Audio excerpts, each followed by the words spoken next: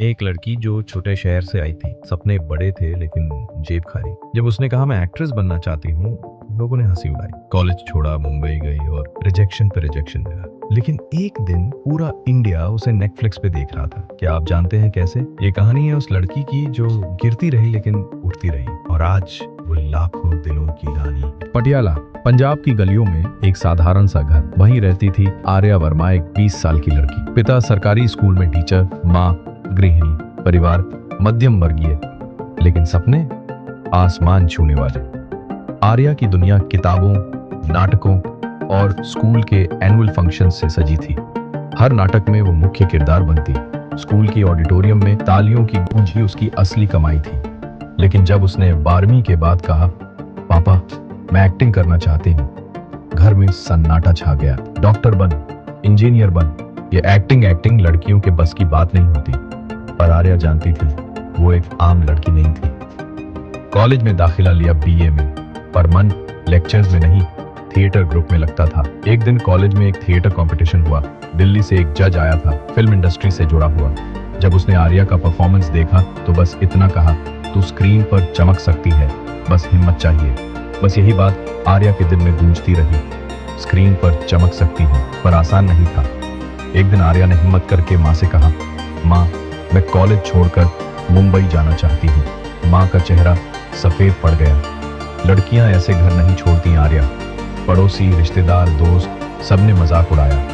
Netflix पे आना है इसे, पहले लोकल नाटक में तो टिक जाए। पर आर्या ने फैसला कर लिया था। मुंबई आकर आर्या ने एक छोटा सा कमरा किराए पर लिया। साथ में बस 3,000 रुपए, एक पुराना फोन और ढेर सारे सपने थे। मुंबई की सड़कों पर चलते चलते वो एक लोकल थिएटर ग्रुप में जा पहुंची। वहां मिली उसे मीना जी, एक सीनियर थिएटर आर्टिस्ट जो अब एक्टिंग सिखाती थी। मीना जी ने आर्या में स्पार्क देखा। सपना अगर सच्चा हो तो रास्ते खुद ब खुद बनते हैं। वो उसकी मेंटर बन गई, उसे सिखाया dialogue delivery, body language, camera facing.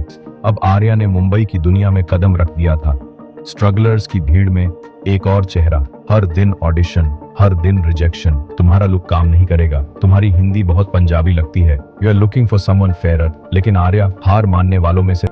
वो समय जब आर्या ने ठेले पर पकोड़े बेचे ताकि एक्टिंग क्लास की फीस भर सके।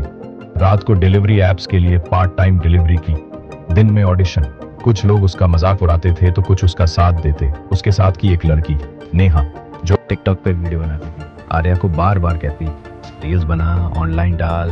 नेटफ्लिक्स के लोग इंस्टाग्राम से भी खोजते हैं डाले। पर आर्या चाहती थी असली थिएटर, असली कैमरा।